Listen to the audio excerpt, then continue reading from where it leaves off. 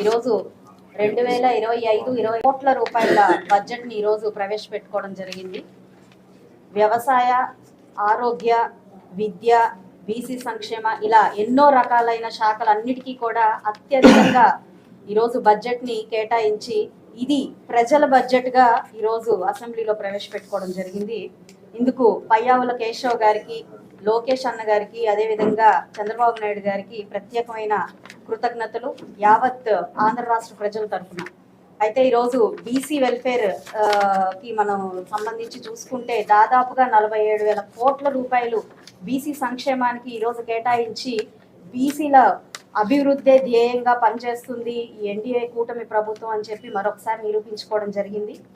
గత బడ్జెట్లతో మనం పోల్చుకుంటే అత్యధిక భారీ కేటాయింపులు బీసీ వెల్ఫేర్కి ఈరోజు కేటాయించడం జరిగింది.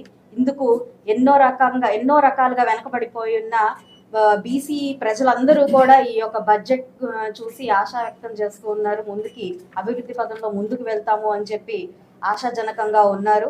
ఇందుకు మన బీసీ వెల్ఫేర్ శాఖ మంత్రి గారు సవితా గారికి, అదేవిధంగా కేశవ్ గారికి ప్రత్యేకమైన కృతజ్ఞతలు తెలుపుతున్నాము. అదేవిధంగా ఈరోజు మున్సిపాలిటీ చూసుకుంటే, మున్సిపల్ కార్పొరేషన్ మనం చూసుకుంటే నిధులన్నీ కూడా డైవర్ట్ అయిపోయి మనకి సీఎం ఫండ్కి వెళ్ళిపోయిన పరిస్థితి మనం గడిచిన 5 సంవత్సరాల్లో చూసాము. ఇప్పుడు అలాంటి ఇక్కడ పడుతున్న ఎన్నో రకాలైన ఇబ్బందుల్ని చూసి కార్పొరేషన్ స్థాయిలో కూడా గ్రామానికి కూడా ఒక వస్తువులు ఉండే, ఒక మౌలిక వస్తువులు లేని పరిస్థితిని కార్పొరేషన్ దృష్టిలో చూసుకొని ఈరోజు ఆ కార్పొరేషన్ నిధులు అక్కడే ఉండాలి అని చెప్పి ఒక చక్కటి నిర్ణయం తీసుకున్నారు. ఇది అత్యధికంగా భారీగా అటు మనకి రాష్ట్రానికి ఇబ్బందికరంగా ఉన్నప్పటికీ కూడా ఈరోజు ఎక్కడి నిధులు అక్కడే ఉండాలి, ఆ యొక్క ప్రాంత అభివృద్ధి చాలా ముఖ్యము అని చెప్పి ఇలా చేయడం నిజంగా చాలా హర్షణీయము. మా కేంద్ర మంత్రి పెంసాని చంద్రశేఖర్ గారి ప్రోద్బలంతో ఆధ్వర్యంలో ఈ కార్పొరేషన్ అత్యంత ముందుకి అభివృద్ధి పదంలో పరిగెడుతుంది అని చెప్పి ఆకాంక్షిస్తున్నాము. ఎప్పుడూ కూడా మాట్లాడుతున్నప్పుడు మాటల్లో దొరలే చిన్న చిన్న తప్పుల్ని పట్టుకొని వెక్కిరింతలతో, అవహేళనతో ఒక బాధ్యత రహితమైన ప్రభుత్వాన్ని గడిచిన 5 సంవత్సరాల్లో చూసాము.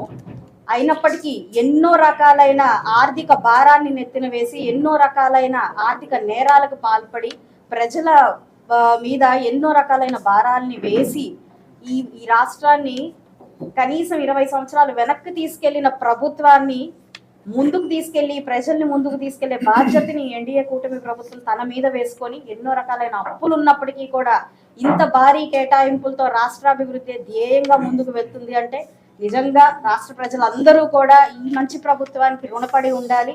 ఇటు సంక్షేమాన్ని వదలకుండా, అటు అభివృద్ధిని వదలకుండా ఎంత కష్టమైనప్పటికీ కూడా ఈ రాష్ట్ర శ్రేయస్సు కోసం ముందుకు వెళ్తూ ఉన్నాము.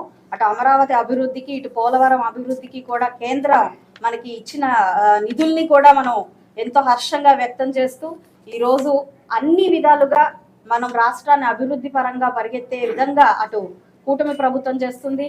ఇక్కడ కేంద్రం నుంచి కూడా మా ఎంపీ గారు, అదేవిధంగా స్థానిక ఎమ్మెల్యేలు అందరం కూడా ప్రతి నియోజకవర్గ అభివృద్ధి కోసం పాటుపడతాము, ప్రజల కోసమే మేము ఉన్నాము అని చెప్పి వారికి ఈ మీడియా పూర్వకంగా చెప్తూ మరొక్కసారి చంద్రబాబు నాయుడు గారికి, లోకేష్ గారికి, అదేవిధంగా ఫైనాన్స్ మినిస్టర్ పయ్యావుల కేశవ్ గారికి ప్రత్యేకమైన కృతజ్ఞతలు.